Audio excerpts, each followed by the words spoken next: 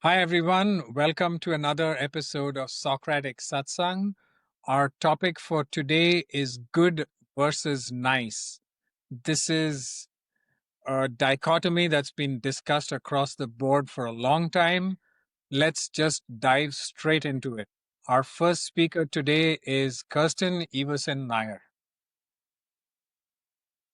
While nice and good may seem synonymous, I believe they come from two different camps, with niceness being more passive and aesthetic, and goodness being more active and ethical.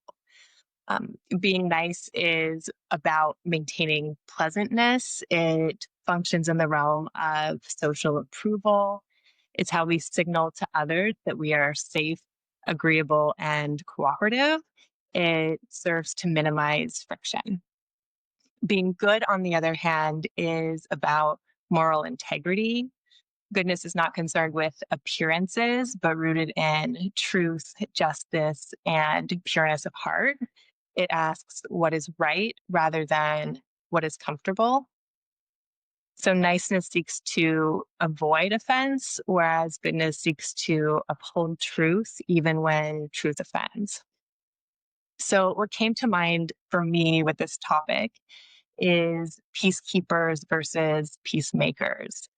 So, a peacekeeper avoids conflict to keep peace.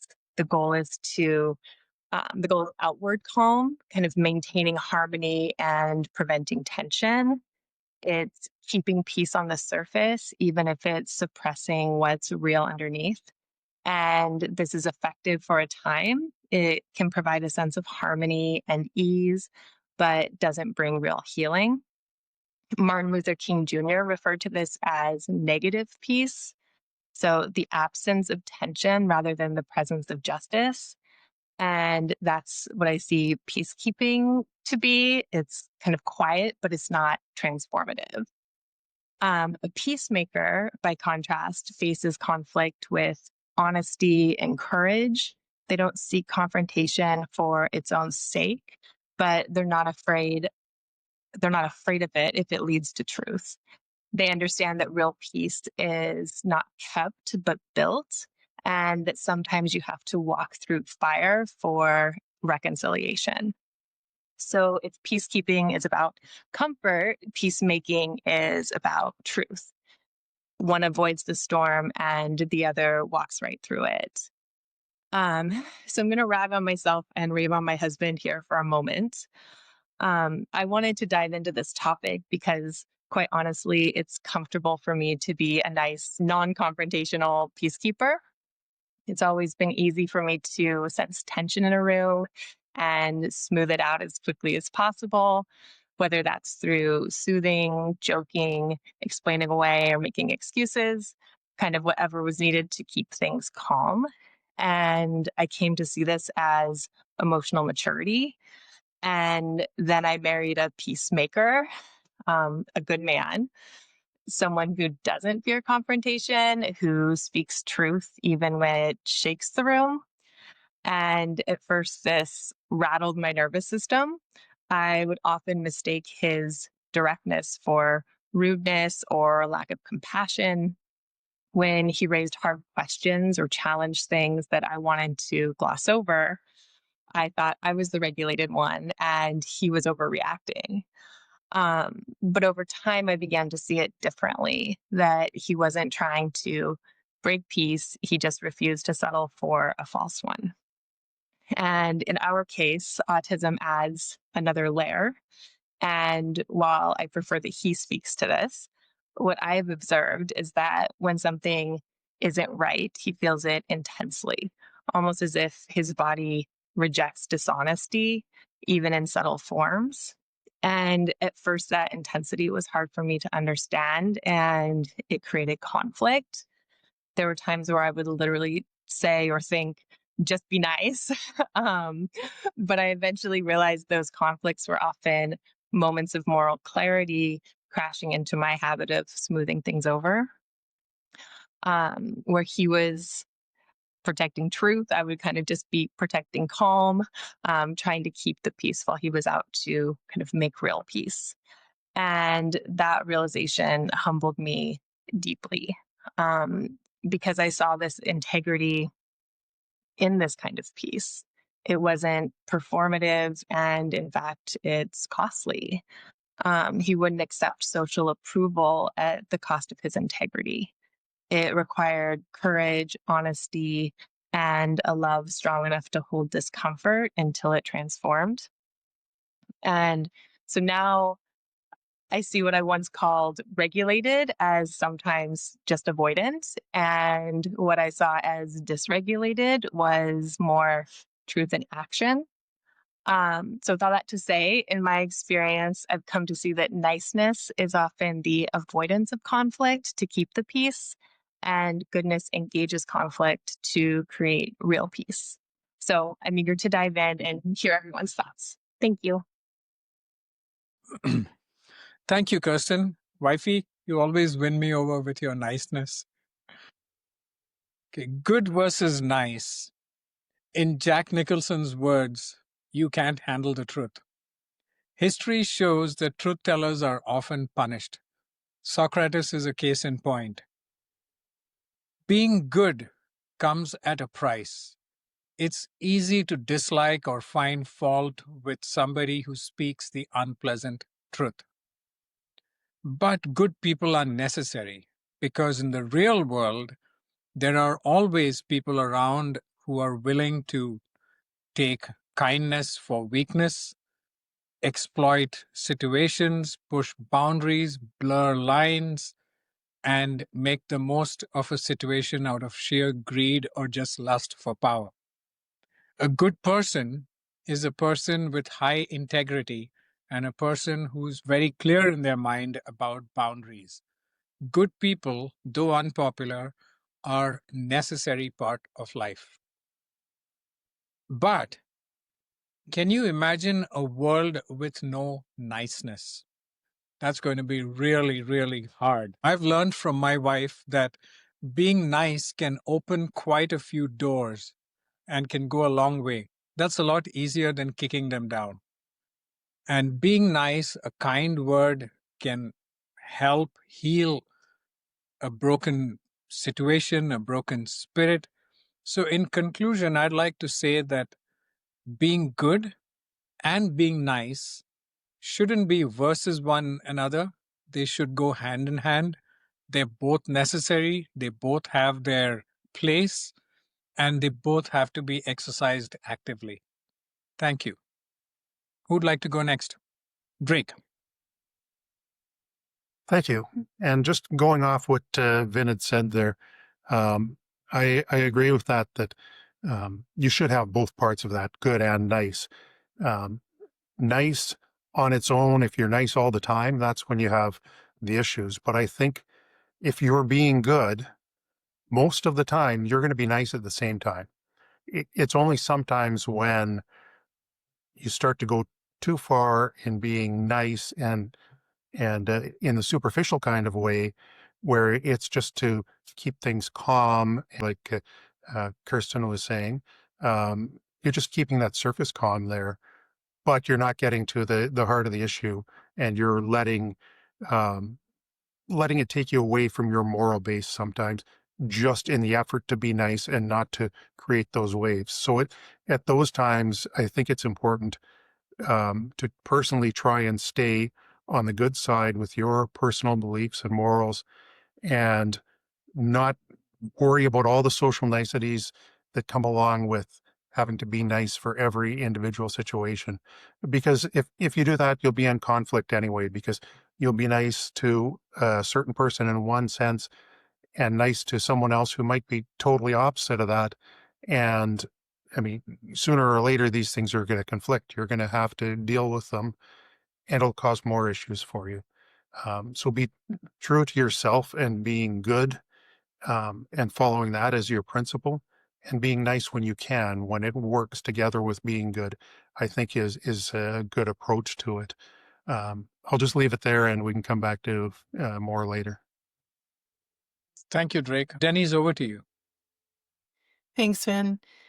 So both Kirsten, Vin, and Drake have all kind of hit on some of what I feel as well. So, I mean, I believe that at our core, human beings are good.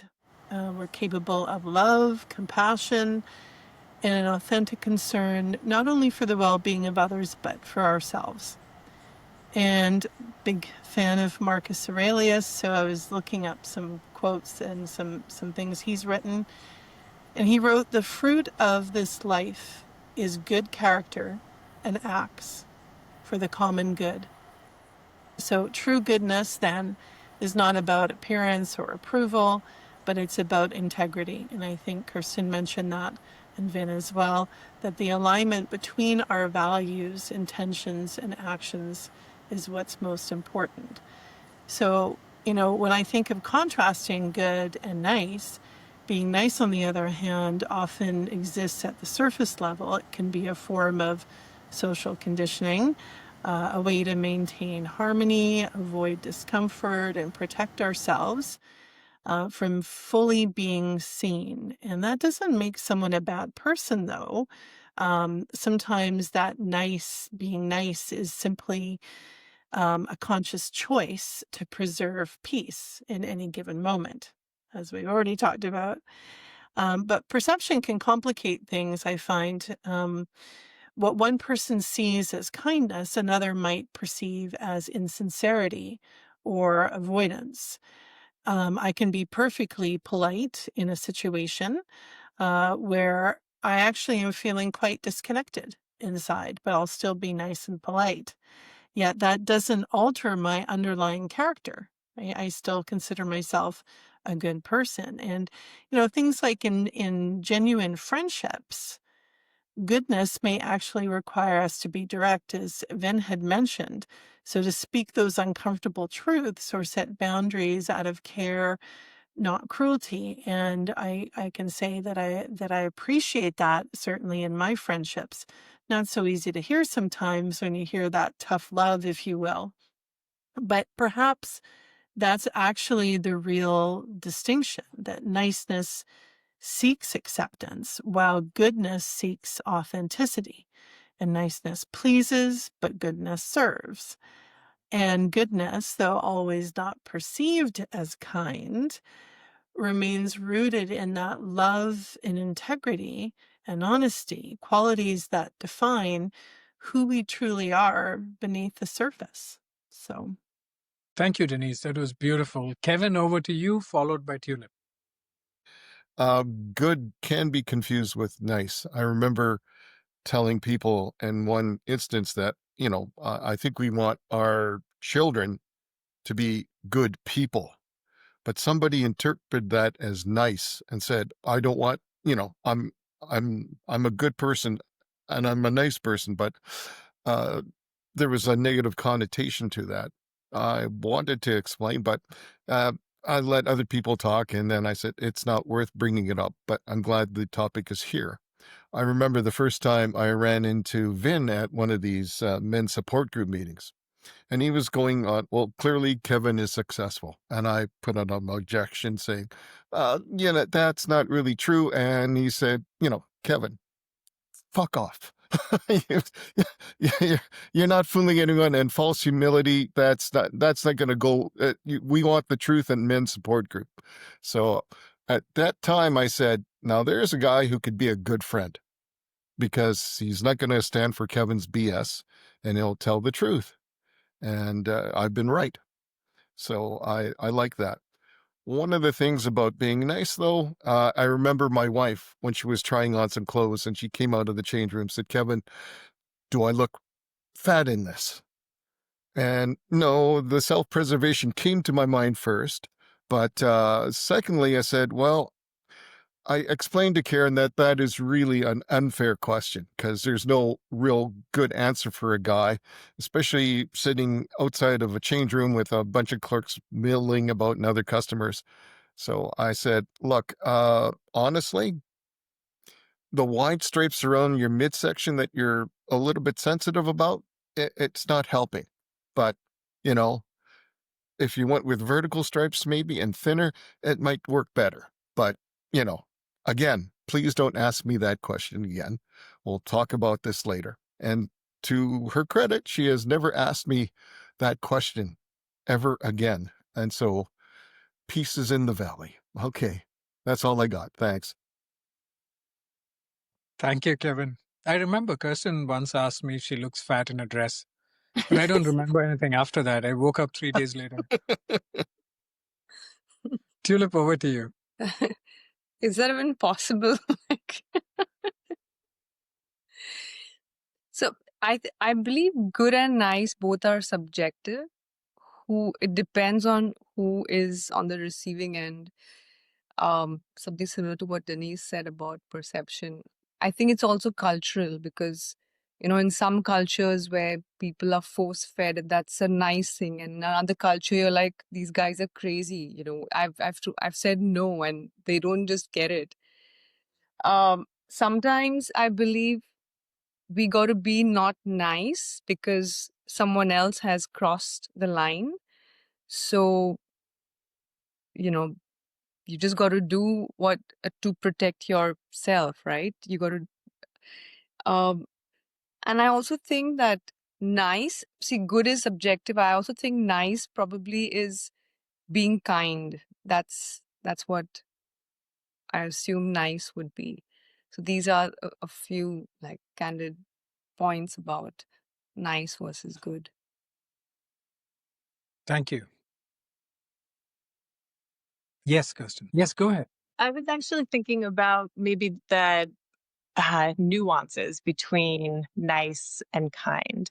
From my understanding, when we're nice or kind of seeking approval, it's almost like we're kind of seeking something back. I think there's a different intention behind kindness, that maybe it's not so much about what is received back, but I guess it's a question that I just kind of want to put out to the panel. Drake, please go ahead. Sure. I was just going to say, from what I read about Aristotle and good and nice, he would describe good as being the highest level on the scale of goodness. And it talked about the morals and courage and personal attributes, whereas nice can be a part of being good, but it's separate and is a little more superficial. Kindness and things do fit into that area, but they're not the ultimate goal. The ultimate goal is to be good, so that you're good for yourself and that you're good for the long term, not necessarily just the short term niceties. And that's sort of what I got from reading about him. Thank you, Drake. I've participated in a discussion once a while back, which was effective versus nice. Now, when you say effective versus nice, there's a huge difference. But when you say good versus nice, my personal view is that a good person is nice, but also understands boundaries, has a clear value system, and has very high integrity. So he knows when to draw lines, or he or she knows when to draw lines, or when to be nice, but also be firm and and just put an end to something that needs to be stopped. Thank you. Yes, Denise. So I find just in different aspects of my life, there's a lot of that, just being nice, politically correct. And it really can confuse communication. And I think, you said it yourself in about effective, right? Being effective. And I just find, I've said this saying many times in my life to different people, that if we could all just be a little bit more direct and just say what we mean with kindness and respect, the world would just go around so much easier than trying to just be nice and not maybe, keep circling around the truth instead of just saying what we need to say to each other. And I mean that in context of business, although that is really hard. Certainly in my line of work, there's many opportunities for me not to be nice. When I say that, I mean that in the kindest way possible. But for example, I have clients who spend way beyond their means. They don't understand why they're not going to meet their retirement plan because they're spending 30 grand a year on sending their kids to hockey and traveling around the province. And now that's an extreme example, but I am, and I say this in every single podcast we do. So I don't mean for to say this every single time, but as I get older, and I'll say wiser, I find that I am losing a lot of that filter or that ability to just be sickly sweet and nice all the time, and it's not effective, especially in business or with friendships or setting boundaries with my aging parents, or I can go on and on and on in all different aspects of my life. So I believe there is a way to be still remain good, and good to me is being genuine. Like when you are being nice, but being genuine about either helping someone or doing whatever you're doing, it's a genuine caring and interest in what you're doing. Um, that to me is the epitome of good, if you will. But I do wish that people would be a little bit more direct with respect when it comes to communication. Thank you, Denise. Over to you, Drake. Just off what Denise was saying there about being genuine, I agree with that completely. Um, if you look at every day, we walk past people at work or friends and that, and as you pass them, you say, "Hi, how are you?" or whatever, and they sort of say the same thing back, and it's just the polite thing to do, the nice thing to do, but it's very superficial. You know, half the time when somebody does that, you don't even get a chance to answer. And if you do, it's sort of brushed off. Yeah, I'm good. Oh, good. Uh, and if you were to say that, not so good today, most of the time the people may say something like, "Oh, sorry to hear that," but that's the end of it. That's a nice thing to say, but it's very superficial. Whereas if you said you're not doing so well today, the good thing to do would be to um, talk to the person and ask them about their day and see if there's anything you could do um, or introduce them to someone else, but to follow up a little bit more on it. And that's not, there's nothing that's not nice about that, right? Nice is part of it. But um, what we normally treat it like is just very superficial. I don't really want to hear how you're doing. It's a thing to say. It's the nice thing to do, right? To acknowledge someone, but unfortunately, most of the time we're not going that extra step, being good and actually listening to the response. "Hey, how are you?" And they're gone. I think if we can be good and follow up on that, it certainly goes a long way to making everyone better. It makes you feel better, and is going to make the other person better too. Thanks. Thank you, Drake. Over to you, Denise. Sorry, I just had to say, don't ever ask me how I'm doing because I'll always be the one that tells you my life story, even to people I don't know that well. And it's funny because most people I find I use my intuition will be very interested. But yeah, I just, no one wants to, most people don't want to hear the entire story unless they know you well enough. But I was just laughing to myself as you were mentioning that, Drake. And interestingly enough, though, I find that there's a cultural overlay with this in different countries I've visited and been to. So in Ireland, if you go anywhere in Ireland outside of Dublin, for example, every single person you encounter on the street will make eye contact with you and ask you how you're doing, or say good morning, or top of the morning, whatever it is. They wish you good morning, a good day. And it's just, I know those are small towns and that probably happens in Canada as well. But I just find certain countries I've been to outside of Canada, in the smaller, more rural areas, people seem genuinely interested. When I was in Scotland years ago, one of my first trips there, and I was just photographing a cemetery, or sorry, a graveyard. It was just outside of a church. And there was a family. So the church bells were ringing, and it was time for people, they were heading in to go to a service. And this family came up to me and said, "Are you here all by yourself?" And I said, "Yeah, I'm visiting from Canada." They invited me to sit with them and come and they seemed genuinely interested in what I had to say. And that was a wonderful experience. But to me, the genuine nature of showing caring is that epitome of good, if you will. So I just had to share that when I heard Drake talk about asking people how they're doing.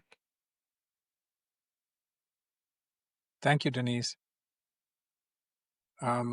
There's this thing I read about George Clemenceau. He was on his way to sign the Versailles Treaty, and his aide next to him said, "Oh, one more treaty, lots of protocols, lots of hot air, huge waste of time." And George Clemenceau's response was that it's air in our tires that makes our ride smooth. So niceties, protocols do have their place, they do help. But it's also a fact that we are living in a world that's going faster and faster and getting quicker and quicker. And there's less room for rituals and niceties. And there's a greater need for authenticity and honesty and directness without, of course, being rude or offensive. And I think, it's important for everybody to be able to balance being good, being nice. And an old Indian saying is, I'll translate into English, it is an iron fist inside a velvet glove, wherein you're nice and smooth and very soft, but in there is an iron fist. Thank you. Yes, I Tulip. I also feel like be nice, be good, be kind. But there are times when we may not be kind, we may not be nice. So it's important to surround yourself with people who genuinely value you, because then because you can't be walking on eggshells. You are bound to make mistakes, and so there are days, or there could be moments in your life where you just you're rude, or you could say something that probably later on you realize that that's not what you meant. Things happen, so that should not be taken against you. So be yourself, and if people who appreciate you, who understand you, should be surround yourself with them. And if they don't understand, then they're not your friends. So Thank you. I'd like to respond to that. Part of being authentic or good is knowing when you have wronged or you've crossed some boundaries and having the integrity to come back and say, "Hey, I'm sorry. That was completely on me. It was my mistake. I screwed up." Uh, Kevin, over to you. Thanks, Finn. Getting back to, Denise, with the medical condition that I have, I belong to a support group. And when I go have an online chat with my doctor or any other health professional, when they ask me, "Kevin, how are you doing?" they really want to know how I'm doing. And so I'm conditioned to, when I ask anyone here on this panel, I would say, "How are you doing?" I really want to know how you're doing. And if you're not up to snuff, tell me what the problem is. I may just be just another ear to listen, but if I can help, I can. But for the most part, I really want to know how you guys are doing. Thank you. Thank you, Kevin. And I can vouch for that. Anytime, even in the men's group, when someone says something, Kevin not only remembers it, he follows up on it every single time. It's an incredible trait he has. that's amazing, Kevin. Yes, Denise. Thank you, Kevin. You may be sorry that you offered that to the group, but that's awesome. I had the head of my line of business in the organization I work for. he must have, I don't know, 500 people reporting to him across the country. He's retired now.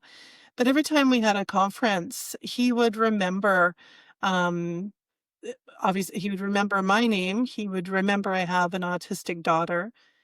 He would remember that I like to travel and always ask me where I was traveling to. While I was in Ireland, driving around Ireland, he was cycling around Ireland, incidentally. So that really means something when someone, and it's not just somebody who's in a position of a CEO or head of a corporation. It really means something when people are genuine. I know, just to shift gears into the medical world for a second, that Kevin had mentioned. My parents, there's just me and my parents, and my daughter. But as far as, I don't have any siblings, so it's just me and my parents. And my dad has been quite sick. He's in palliative care now. But he's still going out every day in his electric wheelchair. He's just kind of a strange anomaly of science. Medical community should be studying him, quite frankly. Anyway, so when he was in the hospital, though, he almost didn't make it the last time he was in the hospital. And we speak very frankly to each other as a family. So there's nothing like going into a hospital room where there's 6 beds. My dad's in one of them. And me saying to my dad, okay, I'm going to go now. And don't forget, you need to wear your oxygen all the time or you're going to die. And and we speak to each other that way. Well, it was absolutely horrifying to the people that were next door. And he got to know everybody and they were just like, oh my. And I'm sure they thought I was just the worst daughter ever. But it's kind of nice that there's different dynamics in families and friendships where you have the ability to again, it's not for the sake of efficiency per se, but where you have that ability to me, there's nothing more refreshing than that genuine caring and that ability to speak openly without judgment. Thank you, Denise. So thank you, everybody. That was absolutely wonderful. And look forward to next time.